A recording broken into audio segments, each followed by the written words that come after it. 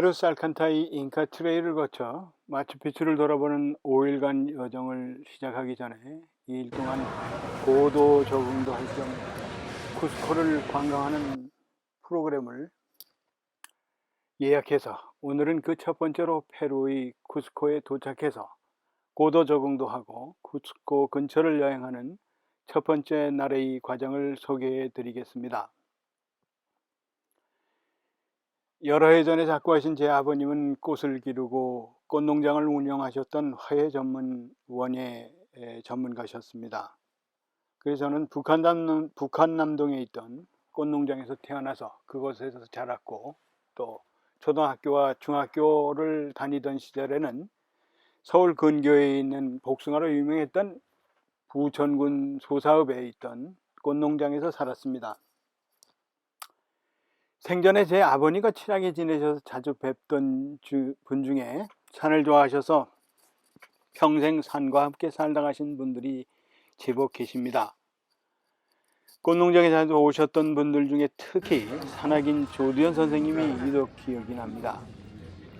제 아버님보다 3살이 어리셨지만 보통학교 동창이셨는데 평생 친구처럼 지내셨어요. 등산을 다니시지 않을 때는 제가 사는 꽃농장으로 안주거리와 술을 사들고 오셔서 소일을 하시곤 했습니다. 평소에 약주를 좋아하시고 제게 술주정도 자주 하셔서 제가 더 깊게 기억이 남는 분입니다.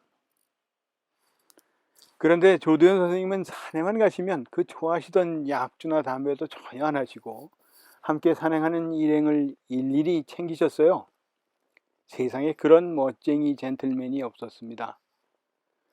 더군다나 한국 산악회 이사를 오래 하셔서 히말라야 에베레스트 등정으로 유명했던 김정석 선생님 형제분 같은 산악인들을 비롯해서 한국의 쟁쟁한 산악인들이 해외 등정길 회식을 저희 꽃농장에서 자주 열기도 하셨습니다. 제가 미국 유학을 나온 뒤에도 한국 인터넷 뉴스를 통해서 보니 65세의 나이에 킬로만자로 등반에 도전하셔서 정상 정복에 성공하셨다고 하더군요. 또 노년까지 국립공원 관리공단 이사도 지내셨습니다.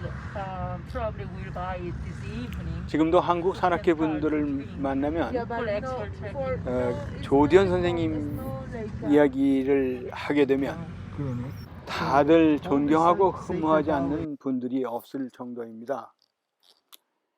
2009년에 작고하셨을 때는 미국에 계시는 재미시인 오정방 선생님이 근사한 추모식까지 조두현 선생님 영전에 바치기도 했습니다. 그래서 저는 조두현 선생님 덕분에 각박한 세상 물정과는 다소 거리를 둔 산악인들의 푸근한 마음을 좋아했습니다. 그런데 말이요, 그분들과 함께 등산이라도 할라 치면 덤벙덤벙한 저는 그분들이 너무 어렵고 두려웠습니다. 왜 그런가 하면 평소 소탈하고 넉넉하던 분들이 등산을 앞에 두고는 바늘구멍 하나 통하지 않을 정도로 꼼꼼해지는 걸 접하게 되었거든요. 빈 곳이 많은 저는 정말 숨이 막힐 것 같았거든요. 그러다 말이죠, 제 인생 말년인 2016년이 되어서야 제가 과도하게 비만한 몸무게를 247파운드에서 무려 180파운드로 감량을 했습니다. 제 각시가 물단식이라는 요법을 사용해서 감량을 시켜주었습니다. 그리고 난 후에는 감량한 몸무게를 억지로라도 유지해 보려고 좀 무리한 등산을 해보게 되었습니다. 제가 인도 쪽 히말라야 산맥의 1700피트, 그러니까 백두산의 2배 높이 정도 되는 5200m 정도의 주나게일이라는 작은 봉우리를 등반했습니다. 그 등반을 마친 뒤에는 몸무게를 계속 180대로 180파운드대로 유지해 보려고 이제는 아주 매주 주말마다 등산을 하게 되었습니다. 제 주변에 등산하는 미국 친구들을 따라서 매주 토요일마다 산에 오르기 시작했습니다. 덕분에 제 주치의가 늘 고혈압약을 먹으라고 재촉하는데 혈압 수치를 경계 수치에서 아슬아슬하게 버티면서 고혈압약을 먹지 않고 있는 중이기도 합니다. 지난달에는 함께 등산하는 미국 친구들이 요즘 코비드19로 예약하기 힘든 페루의 살칸타이 잉카 트레일 예약이 되어서 간다고 함께 가지 않겠냐고 하더군요. 그런데 제 직장에 휴가를 내는 게 악귀가 맞지 않아 함께 가지는 못했습니다. 그래서 일단 제 휴가부터 냈습니다. 그리고 미국 친구들이 이용한 그 페루 전문 여행사에 예약을 하게 되었고요. 알고 봤더니 페루의 잉카 트레일과 살칸타이 트레일은 평상시에는 등산객들이 너무 붐벼서 5, 6개월 전에 등반 신청을 하고 기다려야 하는 그런 유명한 등반 트레일이었습니다. 아직도 잉카 트레일은 6개월은 기다려야 등반 허가가 나올 정도로 밀려 있답니다. 하지만 마침 코비드19로 인해서 살칸타이 트레일은 신청자가 줄어서 바로 예약이 되고 비용도 절반 이하로 떨어져 있었습니다. 그래서 이번이 아니면 기회가 없을 것 같아서 앞뒤 생각 없이 덜컥 예약을 하고 말았습니다. 더군다나 페루 기상 상황을 인터넷으로 찾아보니까 쿠스코 지역에는 우기가 마침 시작하기 전인 거예요. 그래서 2021년 10월 4일부터 10월 15일까지 휴가를 내서 인터넷을 통해 가지고 10월 7일부터 10월 12일까지 살칸타이 잉카 트레일을 통해 마추픽추를 둘러보는 5일간의 여정을 예약하게 되었습니다. 그런데 올해는 실제 우기가 좀 일찍 시작해 가지고 등반하는 내내 빗속에서 비 맞은 생쥐 모양으로 등반을 하고 말았습니다. 그것도 참 나름 운치가 있었습니다. 비행기는 인터넷에서 가장 저렴한 칠레 라탐 항공으로 예약을 했습니다. 샌프란시스코에서 알래스카 항공으로 출발해서 로스앤젤레스에서 국제선 라탐 항공으로 갈아타고 페루의 수도 리마에 도착해서 페루 국내선 라탐 항공으로 쿠스코에 도착하는 일정이었습니다. 물론 여행사에 따로 부탁해서 공항에서 픽업도 해주고 또 등반 전으로 묵을 호텔도 예약해 달라고 했습니다. 이틀간 고도 적응도 할 겸 하루는 쿠스코 시내를 관광하고 또 하루는 쿠스코 주변 유적지를 관광하는 프로그램도 예약을 했습니다. 또 일정 후에는 무사히 돌아가도록 공항에 내려주도록 미리 예약도 했고요. 미국에서도 국제선 비행기에 탑승하기 위해서는 코비드19 예방접종 증명서와 탑승 전 72시간 이내의 코비드 테스트 음성 결과서가 필요합니다. 코비드19 예방접종 증명서는 이미 접종을 완료해서 가지고 있었습니다. 탑승 전 주말에는 동네 보건소에 가서 코비드 테스트를 받았습니다. 다행히 결과가 음성이어서 그 결과 증명서도 이메일로 받았습니다. 칠레의 라탐 항공이 유명한 여행사가 아니어서 그런지 로스앤젤레스 리마 가는 라탐 항공을 찾아가는데 조금 애를 먹었습니다. 그런 번거로움은 있었지만 라탐 항공의 리마 가는 국제선은 텅텅 비다시피 했습니다. 그래서 가운데 좌석 3개를 한 줄로 쭉 펴가지고 침대 삼아서 편하게 오갈 수 있었습니다. 페루 리마에 도착해 보니까 람다 진원지여서 그런지 마스크를 의무적으로 2개씩 겹쳐 써야 했습니다. 더해서 대중교통인 기차나 버스 내에서는 투명한 안면 보호대까지 착용해야 했습니다. 그런 것 외에는 다른 전혀 불편한 점은 없었습니다. 사람도 아주 순박하고 착했습니다. 그런데 한국 관광객이 전혀 보이지 않아서 공항 직원에게 물어봤습니다. 그랬더니 원래 한국과는 무비자여서 한국인들이 비자 없이 자유롭게 왕래를 했다는군요. 그런데 코비드로 인해서 무비자가 잠정적으로 폐지되었답니다. 한국인은 초청 비자만 가능해졌다고 하더군요.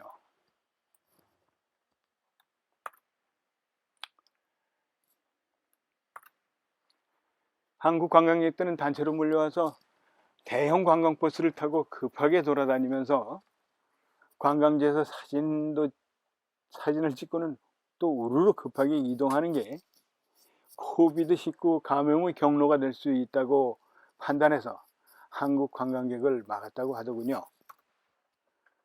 사실 기회되면 한국 음식을 먹으려고 인터넷상에서 부뚜막하고 사랑채라는 한국 식당을 찾아두었습니다. 그래서 저녁에 식사를 하려고 했는데 실제 쿠스코에 가보니 부뚜막은 아예 없어졌고 사랑채도 몇 달 영업하던 곳도 사라져서 찾을 길이 없었습니다. 그래서 한국 식당들이 쿠스코에서 사라진 줄 알고 페루 식당에 가서 저녁을 먹고 호텔로 돌아갔더니 말이죠. 아이 세상에, 호텔 입구에 한국식 대접과 밥 공기며 젓가락 숟가락이 잔뜩 담겨있는 함주박이 있더군요. 그래서 어떻게 된 일이냐고 호텔 주인이 물어보니까 쿠스코 공항 보수공사를 하러 한국의 대우건설 직원들이 20명 정도 와서 같은 호텔에 묵고 있다는 겁니다. 그 대우건설 직원들을 위해서 사랑채라는 한국 식당에서 사람이 와서 그 호텔의 식당을 빌려서 한국 식사를 계속 해주고 있다고 하더군요. 알고 봤더니 사랑채 식당 주인 부군 되시는 분이 와서 매일같이 식사를 그 대우 직원들의 식사를 챙겨주고 있었던 겁니다. 그래서 그 호텔 직원에게 사랑채 주소를 드디어 받았습니다. 사랑채는 시내 원래 중심부에 있다가 제가 찾아가 봤더니 없어졌던 곳에서 몇 달 하다가 문을 닫고 다시 원래 자리로 돌아갔다고 하더군요. 그래서 제가 찾을 수가 없었습니다. 그래서 둘째 날과 등반 후 회식, 그리고 마지막 날 이렇게 3번 사랑채를 이용하고 돌아왔습니다. 이렇게 샌프란시스코를 출발해서 로스앤젤레스를 거쳐서 리마를 경유해서 쿠스코에 도착하여 호텔에 짐을 부리고 쿠스코 인근 유적지와 박물관 등 여러 곳을 안내를 받으며 둘러보았습니다. 안내를 한 후안이라는 젊은이가 예상외로 아주 깊이 있고 전문적으로 설명을 잘 해주어서 아주 깊은 인상을 받았습니다. 안내를 받을 때는 잉카 문명의 이모저모를 아주 재미나게 들었는데 제가 기억해서 다시 이것에 설명을 하려니까 다 까먹어 버렸습니다. 기억나는 건 그 친구가 쿠스코 근교 시골 동네에서 감자하고 저도 어릴 적에 들판에서 흔히 보던 비듬나물처럼 생긴 이파리가 꼭 비듬나무 같이 생긴 퀴노아 같은 작물을 재배하는 집안에서 자랐다고 하더군요. 그 친구는 어릴 적 동네 여자친구하고 살고 있고 2살짜리 아들이 있다고 합니다. 이 친구는 돈을 좀 더 벌어보려고 공부를 열심히 해서 관광대학에 합격해서 5년을 공부해서 자기 동네에서는 처음으로 관광 안내원 자격을 획득했다고 합니다. 영어 공부도 열심히 해서 나름 영어도 유창하게 구사를 했습니다. 관광 안내원 자격 시험 획득을 아주 자랑스럽게 이야기하는 걸 보면 그 시험이 아주 어려운 모양입니다. 그래서 제가 학비는 누가 대주었냐고 물어보니까 대학에 입학하기가 힘들어서 그렇지 대학들은 무료라고 하더군요. 영어 학원은 돈을 내고 다녔다고 합니다. 그런데 관광 안내원을 하다가 그만 코비드 19가 창궐하는 바람에 관광객이 싹 사라져버려서 돈을 벌여야 해서 아마존 금강으로 가서 일을 했다고 합니다. 그러니까 코비드 19 쿼런틴 기간 동안 근 2년을 1년 넘게 금강에서 일을 한 셈이 됩니다. 근데 이 친구는 그곳에 아내하고 아들을 데리고 살면서 일을 했는데 그만 아들이 풍토병에 걸려버렸습니다. 병균이 뇌까지 침투하는 병이라고 하는데 그래서 쿠스코로 다시 돌아와서 그동안 결혼식을 올리려고 벌어놓은 돈을 몽땅 아들 치료비에 다 써버렸다고 합니다. 그래서 걱정이 많았는데 다행히 살칸타이 트랙 관광이 열려서 다시 관광 안내원으로 돈을 벌게 되어 다행이라고 하더군요. 제 아들과 같은 나이여서 이 젊은이가 열심히 사는 모습이 참 애틋해 보였습니다. 그래서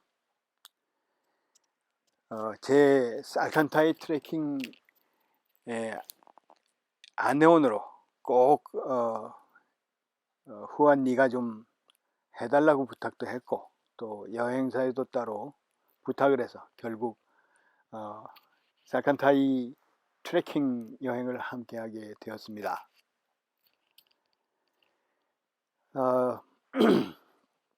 또 설명할 내용들이 무엇인가 한번 살펴보면 이 쿠스코에서 호텔에서 커피도 시켜 마셔보고 또 동네 카페 같은 데 가서 커피를 시켜서 제가 아주 실망을 해버렸습니다. 기껏 커피를 주문을 하니까 커피를 진한 원액으로 내려주면서 더운 물에 타 마시라는 겁니다.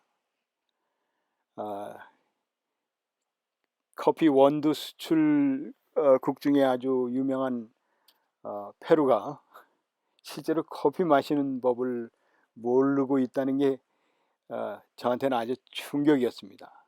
그리고 이 칠레 사람들은 내내 보면 커피를 주로 마시는 게 아니라 코카라는 그 카페인이 코케인이 들어있는 코카 이파리를 우려서 차로 거의 매일같이 복용을 하는 겁니다.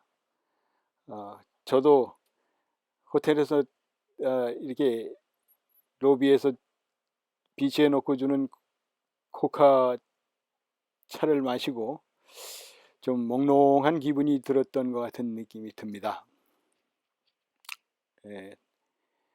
그리고 또 환전을 하면 이곳에서는 화폐 단위가 솔입니다.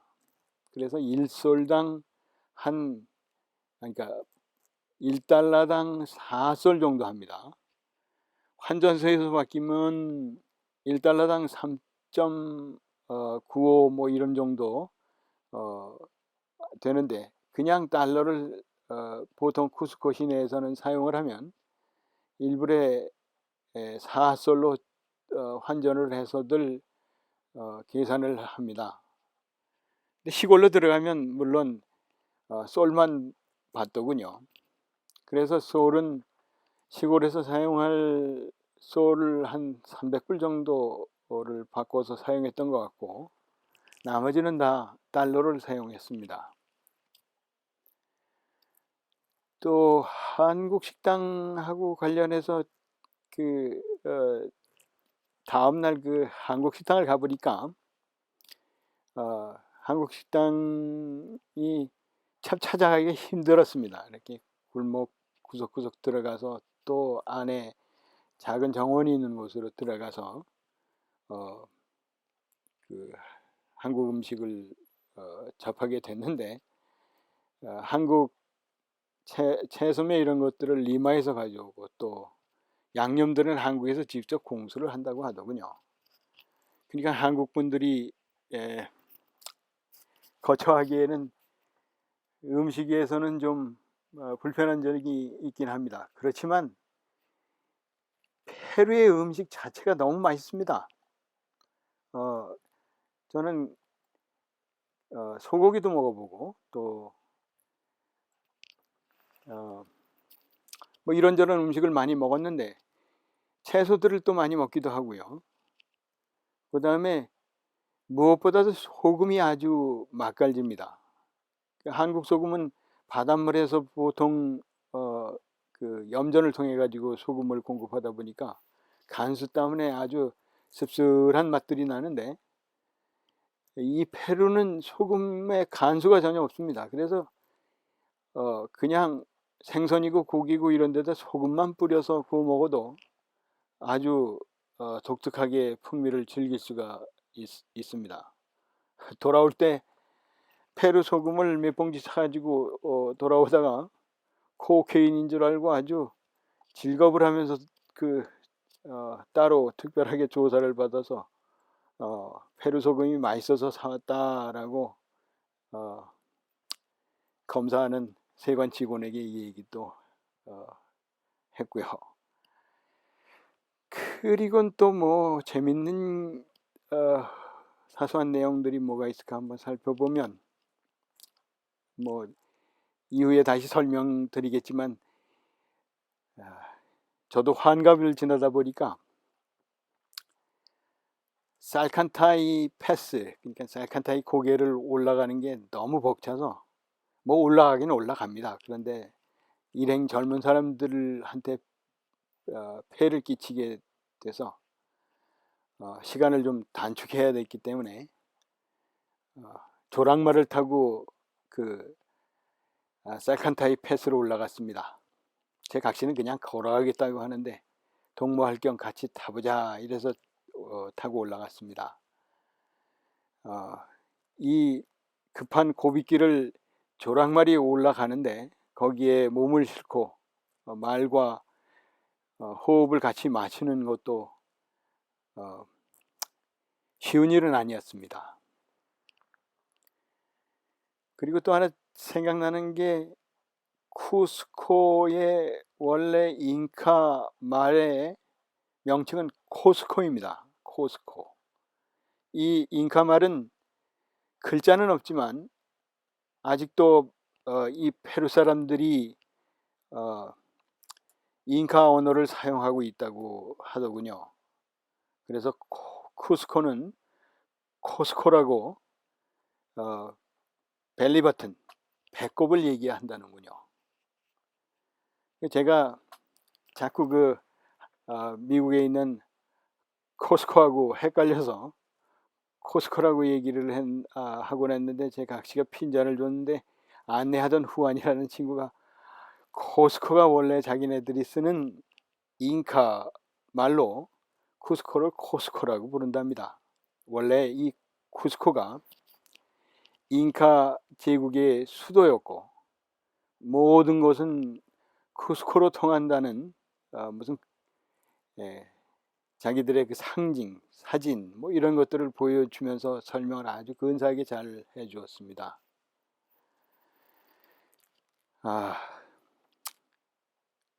아주 생각나는 거는 그 급한 살칸타이 패스 정상까지, 거의 정상까지 조랑말을 타고 올라갔던 게 아주 드라마틱하고 아주 신기했습니다. 제 각시도 뭐 직접 걸어서 등산을 못해서 입이 좀 붓긴 했지만